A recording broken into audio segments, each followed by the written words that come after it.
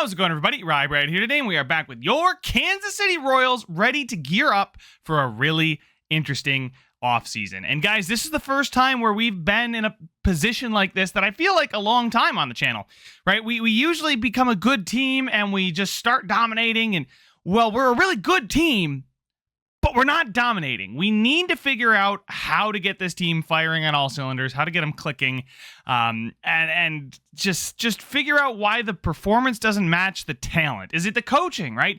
Managerial contracts are up this season, and I think that might be a position to address. I definitely think that with the roster, we have underperformers without a shadow of a doubt. Like we have oh God, where is he? There he is, Chris Paddock, right? He's declining, and I just need to see him. Well, I think I'm going to get rid of him straight up. I don't think he's worth the contract we're paying him. And guys, those of you that are watching, that watch every time I upload right away, as soon as it comes up, you guys are the best. And I wanted to say sorry to you guys that I haven't uploaded for like a week before I dive too far into this one. You guys are like what keeps this channel going, what keeps me uploading. Those of you that leave comments, you guys are the best. So I absolutely love you guys. I have been letting my Discord know future updates and reasons, and communicating with you guys in there for like maybe there won't be an upload today, or maybe not this week, or this is coming on the horizon, right? So the link is in the description if you want to jump in the Discord. If not, I promise to not take too much time off without letting you guys know what is happening. But today, guys, we have a lot. There's going to be a lot happening. I can tell you that much. So honestly, guys, I think we need to just a couple tweaks. I don't want to blow up the whole roster. I know at the end of the last one, I was like, get rid of everybody. I'm not quite there. I think a guy like Zach Gallen, he was fantastic in the regular season. I mean, absolutely dominant. I believe he won the Cy Young Award. He did, in fact, win the Cy Young Award. So honestly, amazing. But we brought him and Chris Paddock in to be a great 1-2 punch, and they just were not that. So, guys, I think Paddock is probably going to go, like I mentioned, and Herman is great. So, do we need to go out and get star-studded talent, or do we need the right complementary pieces? We'll see, because I think what we need to do is find that number one. Not in the rotation, in the lineup, right? That leadoff guy with speed and contact, right? Luis Arraez, I'm trying to get there. He's got the contact piece, but not the speed. And he's great, but I feel like we should move on from him. We've got prospects too that are ready to take a bigger step. We traded for Jackson Merrill.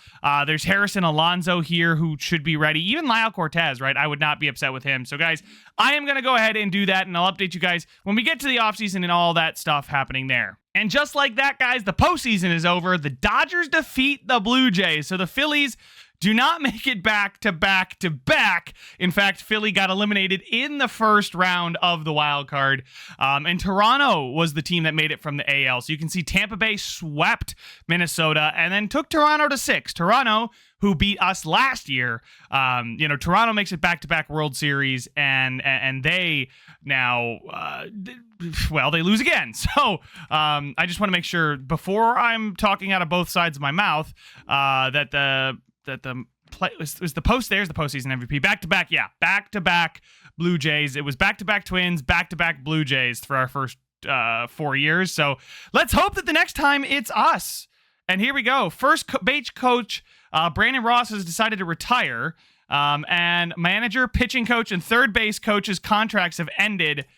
Oh boy, it is time for a lot of manager turnover. View retired players. You can see nobody from us, I don't believe. They would have been at the top, but we will just go ahead and advance past this. No inductees into the Hall of Fame this year.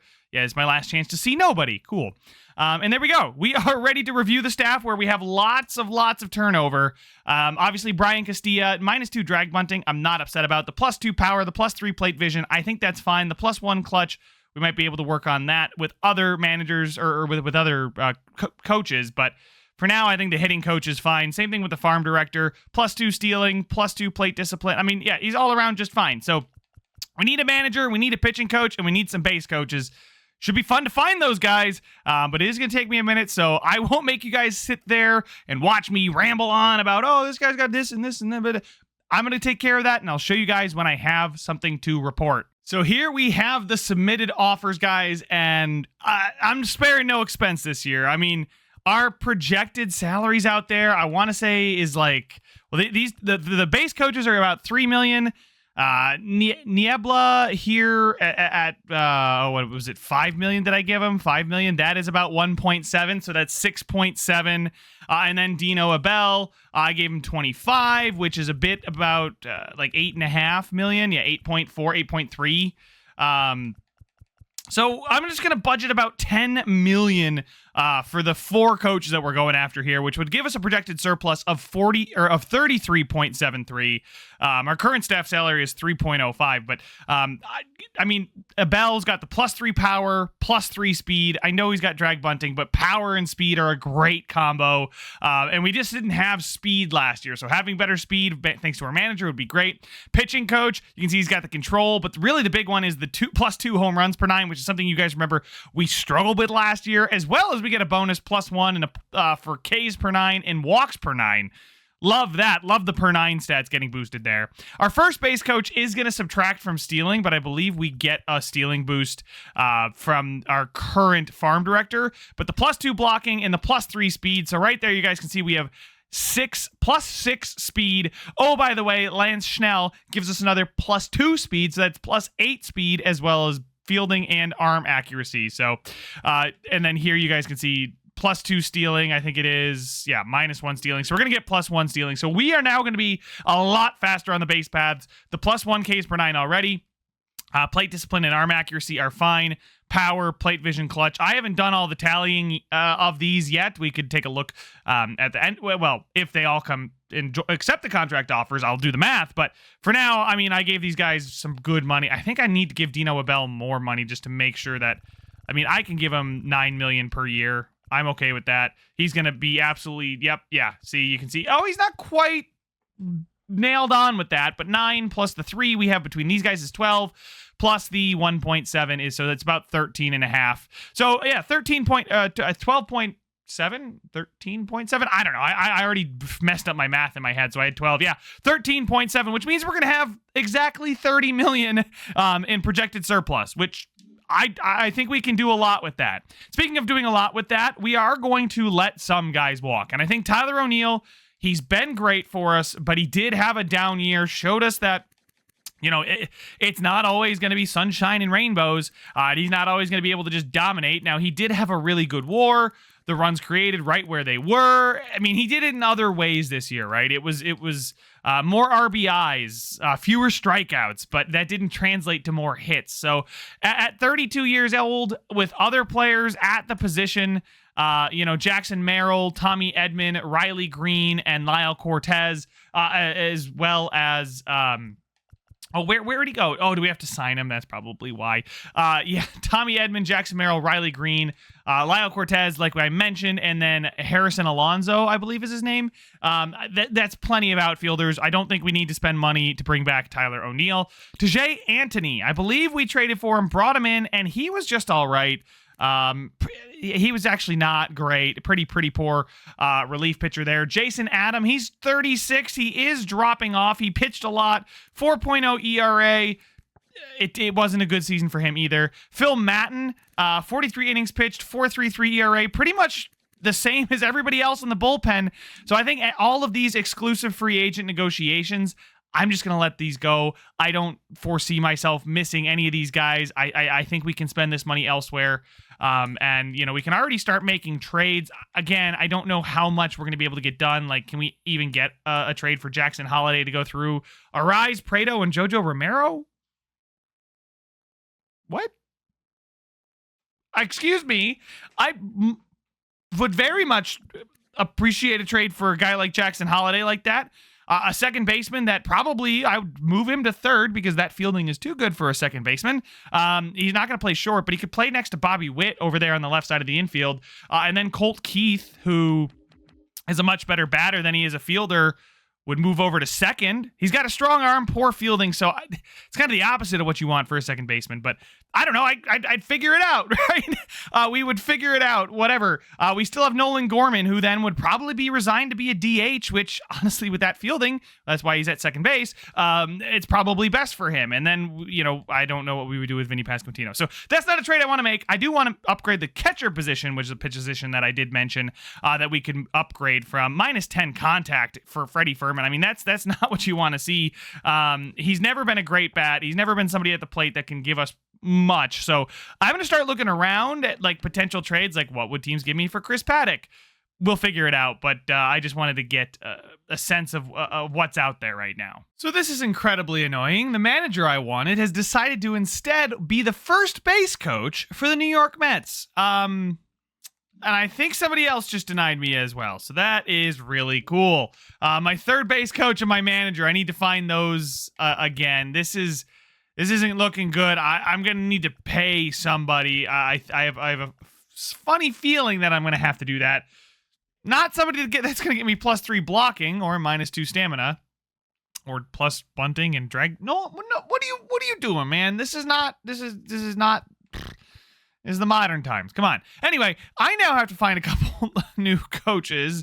I absolutely hate that when we lose out to, hey, here's $9 million a year to be my manager. I'm going to go be the first base coach and make 1.5. Just to feel like that's the better offer. I gotta figure it out, but man, that sucks. So the good news is we do get our pitching coach that we wanted.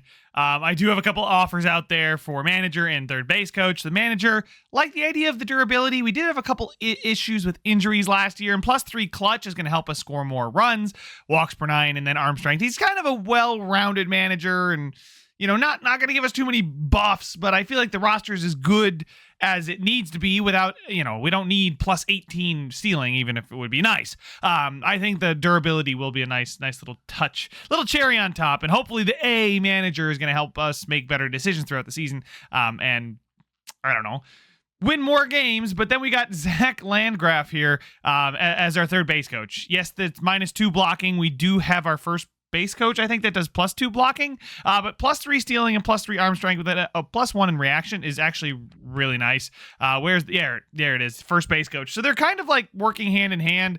It's only gonna be +2 stealing from him because of from the base coaches, but hey, it is what it is. But now is the exciting part, because the 40-man roster, we probably need to throw Max Clark on there and Rocaforte, and probably it. But that leaves us with 3 spots on the 40-man roster.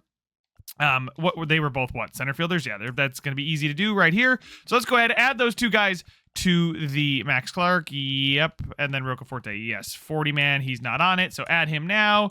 And then Rocaforte, add him as well. All right. So we no longer have to worry about really losing anybody too tremendous in the Rule 5 draft. Obviously, Beckway or Adams. Honestly, we've got plenty of depth at starting pitching. I haven't made a trade for Chris Paddock yet. There are some names out there that have been intriguing to me. I wanted to know how much I was going to need. Oh my God, Shane McClanahan and Sandy Alcantara are available. But we don't really need more pitching, if you ask me. Adley Rutschman did not get a qualifying offer? So you're telling me this guy is straight up just a free agent. A 90 overall Adley Rutschman, who's been batting really, really well, except for this last season. Runs created, upper 80s, 90. Oh my God. Guys, I wanted to upgrade the catcher position. This might be our upgrade right here. He's not got power, per se, but he's a great fielder, great contact guy. Obviously no speed on the base paths. I say obviously like it's just a given, but most catchers are not the fastest on the base paths. How many? He only had 4. Why does he only have 400 and some at bats? That's intriguing to me. Quirks, oh my God, he's got a lot of them. Catcher pop time, that's good. Not going to get stolen on. He is the Silver Slugger from 2023, All-Star in 23, 24, 25. As you can see, it's been a little up and down for him, but vision, discipline, and clutch, all very solid. The contact is great. The power against righties is there. 69 isn't terrible. It's nice. And then the fielding is pretty solid as well. The accuracy could be improved, but durability is fine. I think this is a guy that the OPS has been there. Obviously 2023 he was the Silver Slugger at the position with 20 home runs, 80 RBIs. So obviously the bar is kind of low for catchers. But the WAR has been fantastic every year, 4.5 to 5.4. So I think honestly 5 years, 84 million. What is that? He's looking 5 years, 84 million is what they're offering him. I'll do that. Of course I'll do that. Now we only have 30 million to hand out, but I will give him 5 years, 90 million, 18 million a year to be a star catcher for us.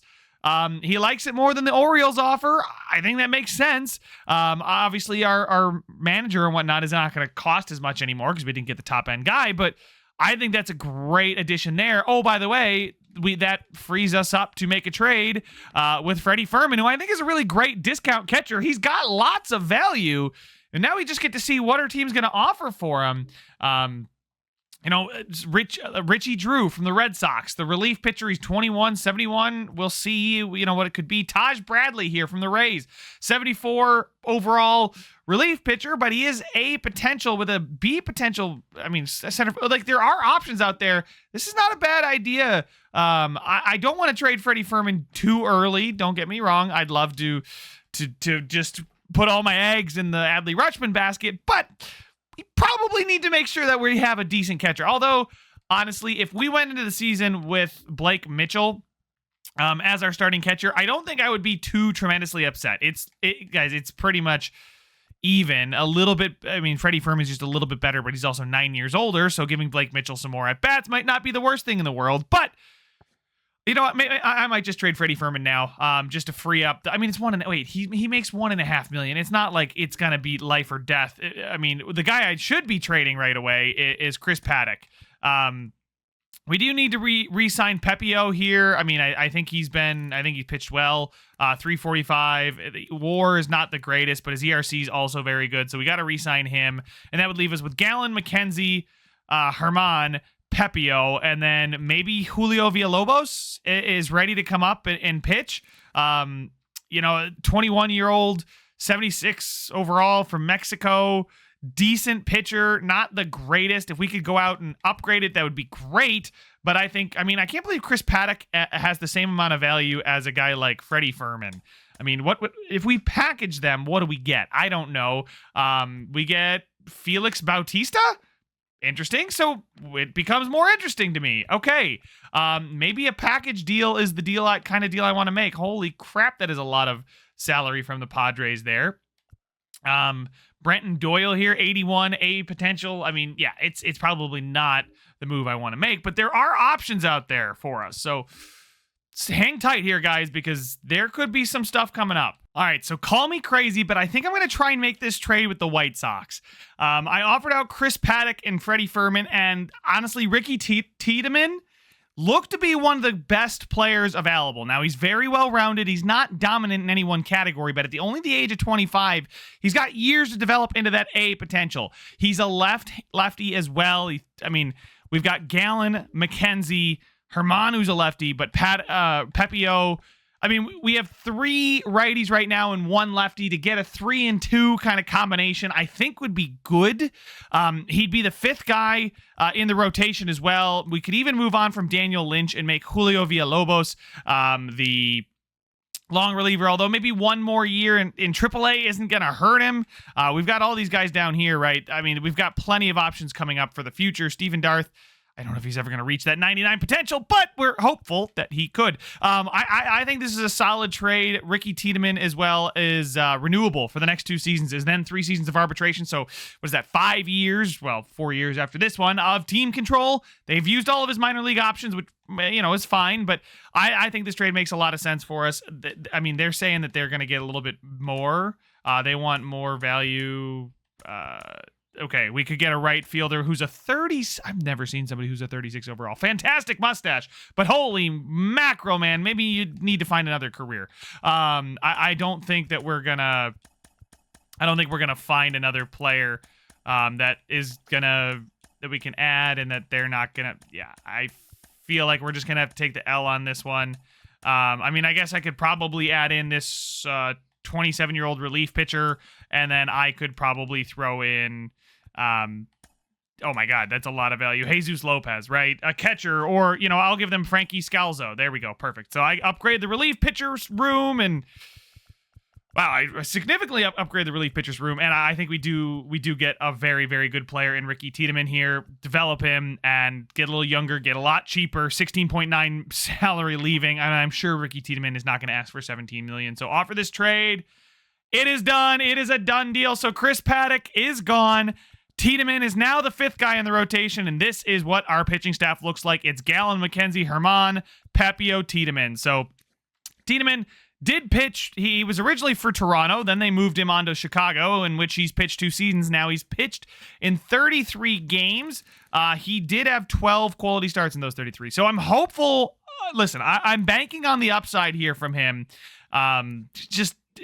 Listen, the stats don't look good, but I again think he was probably in the majors a year too soon, and he is developing in spite of that. A 4-seamer, a slider, a changeup, and a 2-seamer.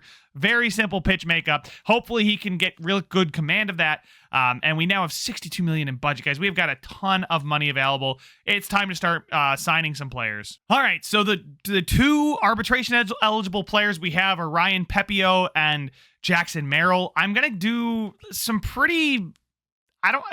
I'm not going to give them long-term deals because we don't really know how they play for us, right? Both guys we acquired via trades last year to kind of save a ship that we felt like was sinking despite winning 93 games. Ryan Pepio is going to get a 3-year deal at $7.5 million. That's $2.5 per season for a 30-year-old player who really has failed to make it in the MLB until now. Now, part of that is Tampa Bay's management in this universe was not very good of him, and I think he's a great option number 4. And then Jackson Merrill basically can play anywhere you put him on a baseball diamond, and he does everything pretty well.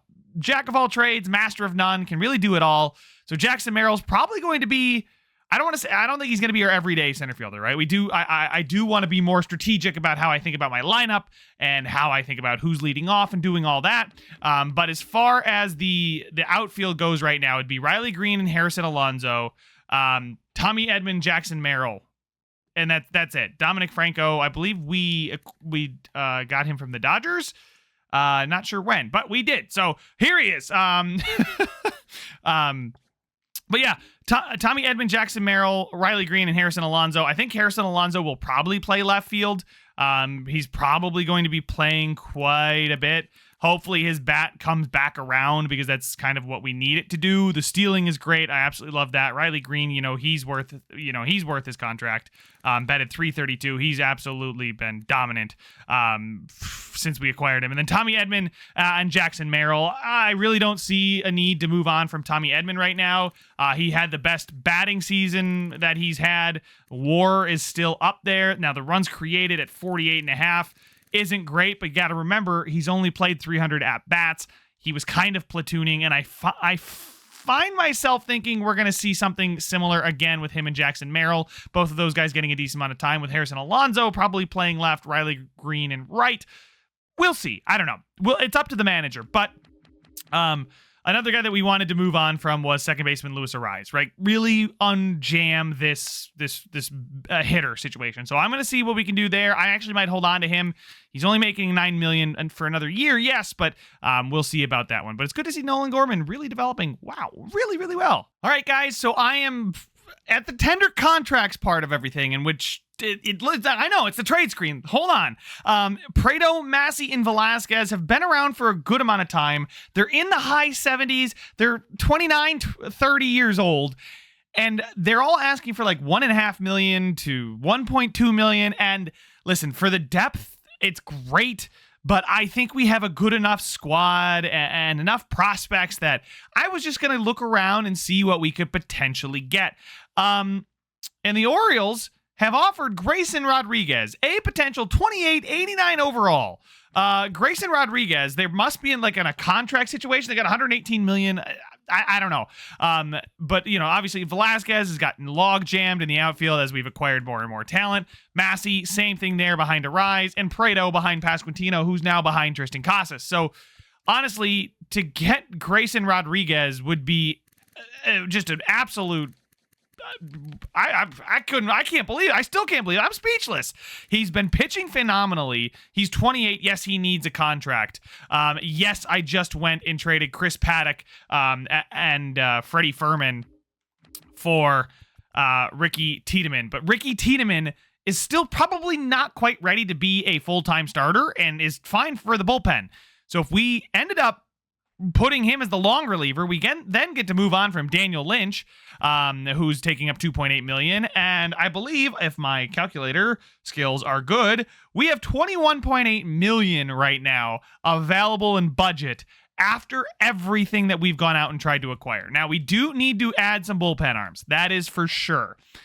However, I could potentially see us moving on from Luis Arraez and picking up a few relievers in the process, maybe one or two, as well, as moving on from some of our depth that we don't think is going to make it or is too far away, to go get some quality pen arms that aren't going to make too much money, right? We've got Mariano Diaz and Jose Leclerc right now, as is. Jose Leclerc is still worth the money we're paying him. So at $6.5 million, I think he's still worth it. We've got Jojo Romero at $6 million. Nick Sandlin. I mean, who knows? Maybe high paid relievers is not what we need because our bullpen was terrible last year. But guys, I'm absolutely doing this deal. I'm gonna stop talking about it. We traded a bunch of fringe MLBers, and we just went ahead and picked up Grayson Rodriguez, who, by the way, is arbitration eligible. So we can make him an offer. Oh my God. And he only wants 16.9 for 5 years. If we did 4 years, he'd be 32 at the end of his deal, which is probably about right. I mean, 3 years, if we really wanted to get cheap, we could do that. But I think 4 years at sub 15 million is probably the right spot for him. 59 million over 4 years. I think 14.8. I said we had 21.8. Even if we can still use some money to go get some relievers. We can still use some money if we need to up the offer to Adley Rutschman. But Grayson Rodriguez, welcome to Kansas City. There's your contract offer, my guy. Everybody's arbitration eligible here. You can see our projected surplus. It didn't move, right? Because we didn't get rid of any salary, but we still can. Luis Arraez still needs to move, and we may go after a reliever. So one thing I do want to check is the relief situation here in free agency. Vezia pitched really well for Pittsburgh, and I can understand why they'd want him back. AJ Minter has pitched well for back-to-back years, basically only 1 year of bad pitching for the Dodgers. Other than that, he's pitched really well. 34-year-old lefty. Jason Adam, we brought him in because he had pitched well for 3 years of the 4, and then he came here and was just not good. Sam Hentages, we've seen him in the postseason before. All right, pitcher. So, I mean, honestly, I kind of want to go after Minter, but he wants 1 year, $7.5 million. He wants to play close to home. He wants a top-tier coaching staff, which I guess he's not happy about with us because our coaching staff is not top-tier, despite me making sure. Our manager still isn't signed, so that is going to hinder our ability to go out and sign some guys like that. So I did tender all the contracts. I think I'll advance a day. There we go. We now got our manager, which is good, and our third base coach, which now will factor into our projected surplus, and you can see it's gotten a lot tighter. It definitely has gotten a lot tighter. But that is factoring in that we are going to get Adley Rutschman at catcher. We have 2 star-studded first basemen. I'm going to hopefully move on from Arraez and get a little bit more money conscious there. $9 million for what he provides us is not what we need. What we need is somebody who can, fill in as a utility player right now. I think for our leadoff situation, it might just still have to be Bobby Witt Jr., and he is really suited for that with the speed, the vision, and the contact. The power against lefties is great. Good clutch, too, so if somebody at the bottom of the lineup does get on base, he can bring him home. Our outfield, I mean, Tommy Edman looks good in the outfield. This would probably be the spot where I would go out and acquire somebody to be a leadoff guy for us, is the outfield, right? He's good speed, good fielding, not great contact, and that's where we lose out there for the outfield. So I'll keep poking around, but I think like I said, a couple relievers, because we have one closer, 7. I like to do what I think 7-5-1, because that would be 6-6-6-1. Yeah, because that gives us 13.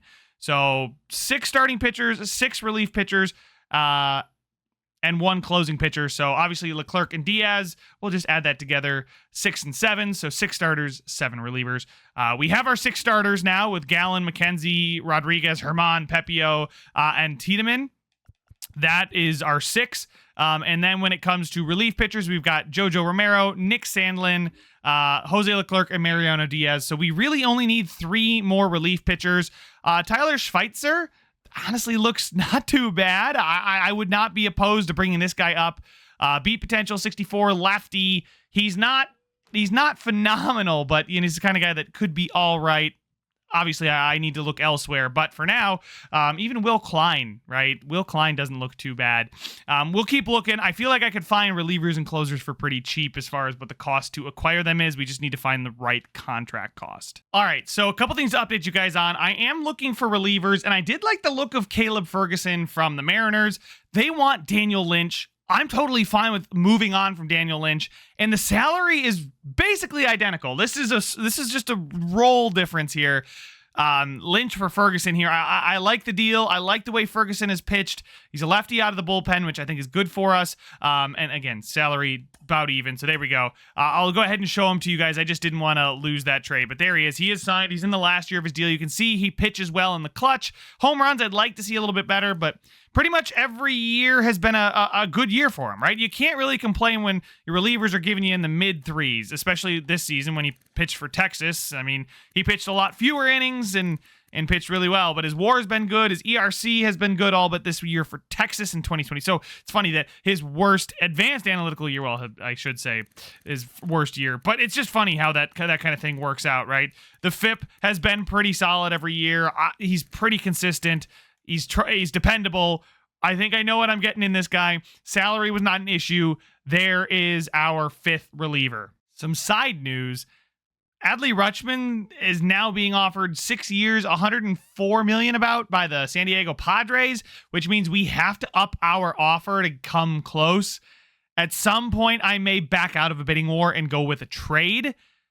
It sucks because we are about with the projected offers, we're going to be over our surplus, which is fine because we have enough budget available, right? We'll have just under $5 million available in the budget, but something I don't want to make a habit of doing is going over the surplus. So, continuing to make some money will get us a bigger budget, I assume. I don't know.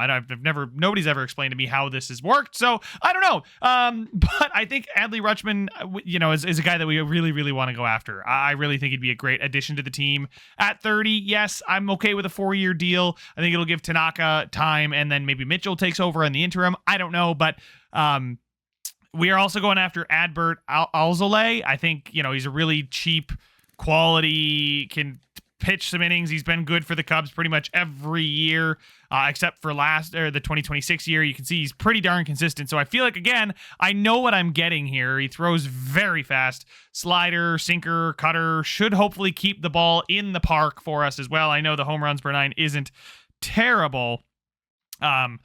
But that's just the update for now. I'm not going to trade Luis Arraez until I know where the rest of the roster sits. We'll likely trade him for a relief pitcher. I looked at a trade for Pete Crow Armstrong. He seems to be the younger version of Tommy Edman. I don't know what his contract is going to be. He's still not signed one. So I'm going to hold off for now because I don't think we are going to be able to clear up enough money. I don't know. I want to see the contract situation play out a little bit first. So I'm going to go ahead and go a few more days. And there we have it. Adley Rutschman has agreed to sign with your Kansas City Royals.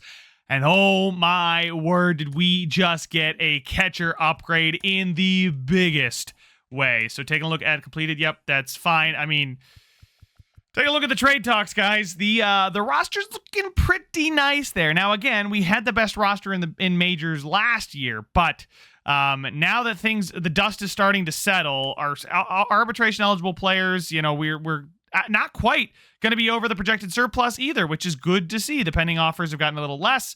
But I think that means at this point in time, I'm good to, Jordan Adams, he wanted?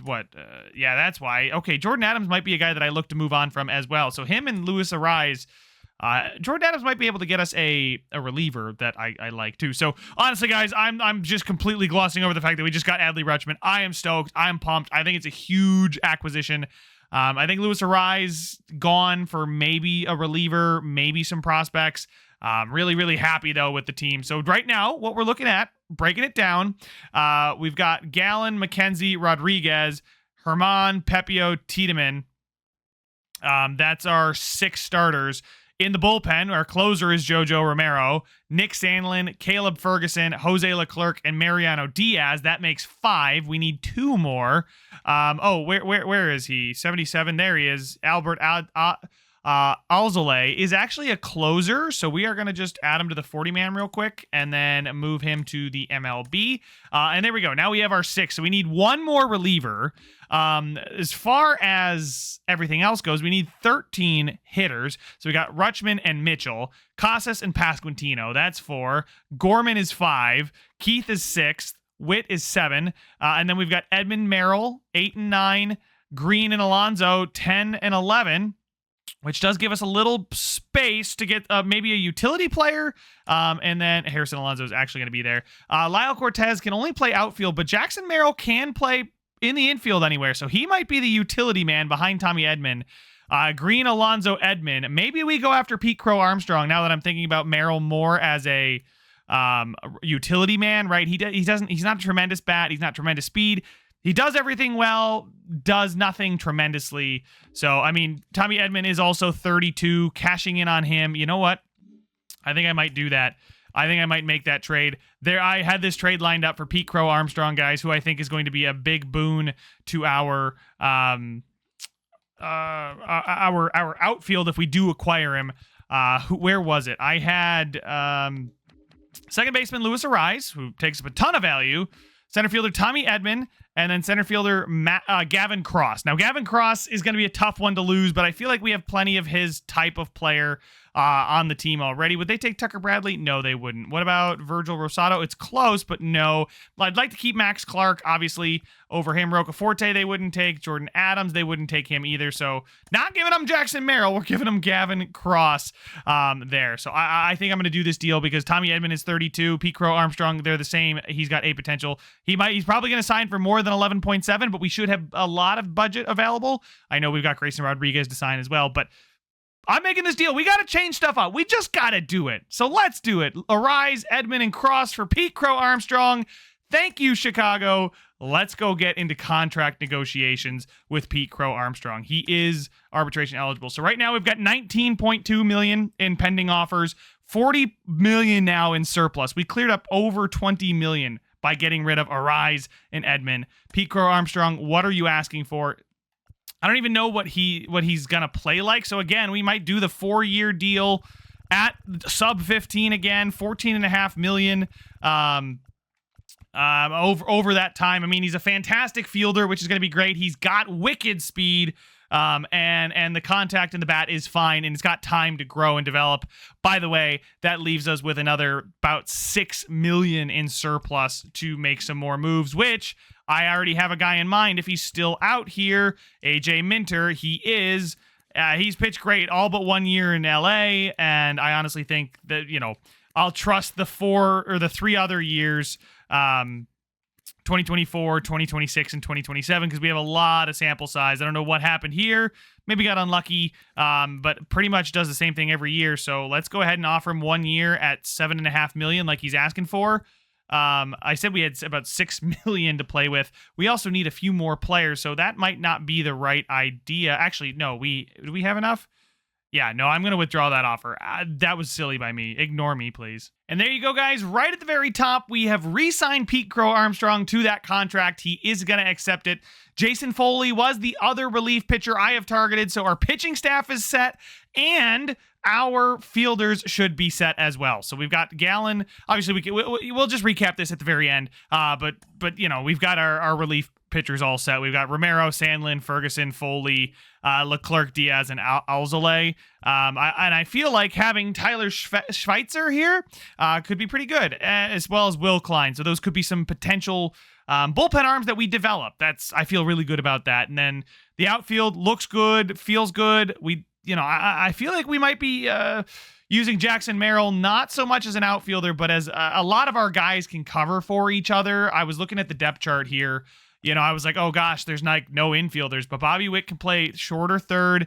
Keith can play third, second, or short, right? So anywhere but first. Gorman can play second or third. Casas can play first or third. Blake Mitchell can catch or play first. And then Vinny Pasquantino can play first. Jackson Merrill can play anywhere on the infield except for third, but that's fine. We have options there. Harrison Alonso can play in the outfield. Riley Green can play in the outfield. Pete Crow Armstrong can play in the outfield. And then Lyle Cortez here can also play in the outfield. And I believe we will call up one of our players, our outfielders, our prospect outfielders, and I have a feeling it's going to be Dominic Franco for now, but I just wanted to make sure that we're all set with everything else, and there we go. So I think for now, that's about the biggest shakeup that I've done in a long time. That's a lot of big swings, big trades. Could come back to bite me, but we'll see. All right, guys, so we're here at the Rule 5 draft, and I thought, like, always I would just take a peek, and Roansy Contreras here is a relief pitcher that is been playing in the minors, it looks like, for the last 2 seasons, but at 76 overall, B potential, 28 years old. Yes, when he pitched for Pittsburgh, he did not pitch well, but 62 innings, 107 innings. I mean, that's not right for a guy like Contreras here. I just, obviously the stamina is fine, but as a relief pitcher, I just don't think he's good enough to start all those games. But clearly he's developed since then, and he's only 28. By the way, his contract, 2 years at $760,000. So this is a guy that's going to add depth and quality. Yes, we have to play him, and the walks per 9 is not great. But other than that, everything is really, really good about Roansy Contreras. So, I mean, let's see. His 6.56 ERA, was that? Nah, I feel like he did get unlucky a little bit. The WAR wasn't good either, but these 2 seasons were obviously not good. They did not use him as a starter. He ate up a ton of innings. This does concern me a lot that he would get that many innings by the AI. 47 games. He didn't play, right? Maybe he was their long reliever, but long relievers usually don't see 47 games played. 20 games played is more like it. 60 innings is still quite a lot, though. So he definitely ate up a lot of innings, and I'm wondering if he would have been better served not doing that. But I mean, honestly, I think 76 B potential, 28 for free.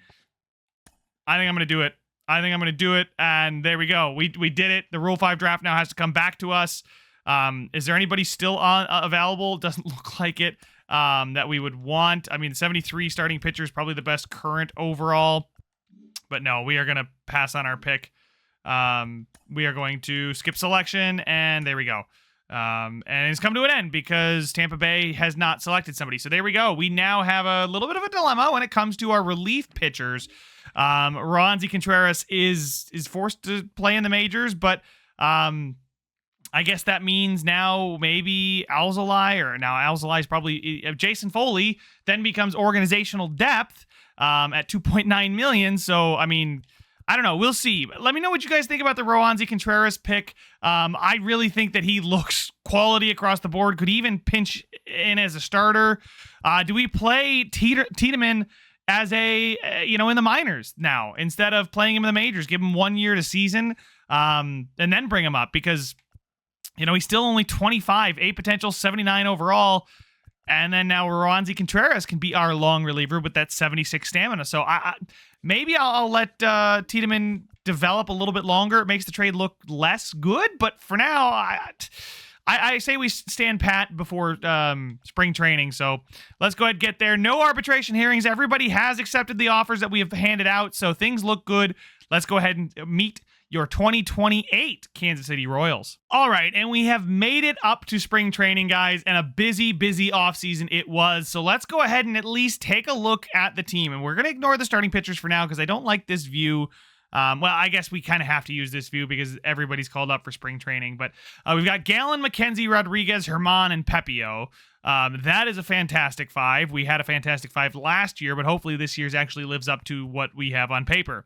At the catcher position, we've got Rutschman and Blake Mitchell. So we upgrade from Freddie Fermin to Adley Rutschman. I think that's going to be great for everybody involved, and maybe catcher rating does matter to pitchers as well. Maybe that's something we ignored. But then at first, we got Tristan Casas. He's backed up by Blake Mitchell because Vinny Pasquantino is our DH. Nolan Gorman is playing second in a contract year, might I add. 27 years old. Looks really, really good. Is going to be a free agent after this year.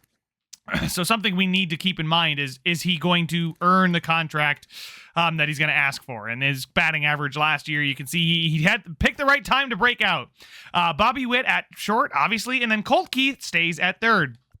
In the outfield, we've got Dominic Franco and Lyle Cortez platooning at left, Jackson Merrill and Pete Crow Armstrong platooning at center, which I'm not a massive fan of. I guess the slight advantage to Jackson Merrill against righties means he's going to play then. I don't like the fact that I'm paying Pete Crow Armstrong 14.5, and my manager might play Jackson Merrill. And then obviously locked down in right is Riley Green. DH for us is Vinny Pasquantino or Harrison Alonso. Alonso's not a great fielder, but the bat is fantastic. Switch hitter as well, 23 years old, signed for $2.4 million for this season plus 3 more, so looking good there. And then in the bullpen, Jojo Romero is going to be our closer with Sandlin, Leclerc. Tiedemann right now is slated to be in there. Mariano Diaz, Caleb Ferguson, Adbert Alzolay, Roansy Contreras as well. Julio Villalobos is a prospect. Obviously, I think he's not going to play for us. He needs another year. Ben Caderna, same thing, 25 years old, but is developing nicely. So these two guys should be coming up very, very soon. Hopefully, if all goes right with their development. But Roansy Contreras right now is the one that is interesting, right? We would have to give him back to, I think he is he a free agent or no? Is that just is not telling me that he just played no games? But honestly, guys, the main parts of this team are there. Again, the contact is first, the power is second, the pitching is third, defense is 14th, and speed is 28, which I did try and prioritize some speed, although I would rather get good players than just fast players. So the defense, I'd like to see that be a little bit higher, but all in all, I mean, it's probably partly Colt Keith dragging us down. I'm not going to say it's all him. Nolan Gorman's not the greatest fielder. Tristan Casas is pretty solid. In the outfield, Riley Green is good. Pete Crow Armstrong is great. Merrill is good. Franco could be better, and then Lyle Cortez could also be better. We'll see. I don't know what to do about the outfield. Maybe I should take over as far as managerial decisions. But honestly, guys, we look really, really good. The team is just looking fantastic. And again, it's just another year. We've got to run it back with a great team. Those numbers will change, right? This defense and speed will change because everybody's got their spring training players up. But that is all the time I have for this one, guys. Let me know your thoughts down in the comments section. Did I do too much? Did I not do enough? Or do you guys agree with what I did? Do you disagree? Let me know your thoughts down in the comment section. Make sure to leave a like if you enjoyed it. Subscribe if you want to see some more, and I will see you guys in the next one. It's a free for all, but what we fall. It's a free for all, but what we fall.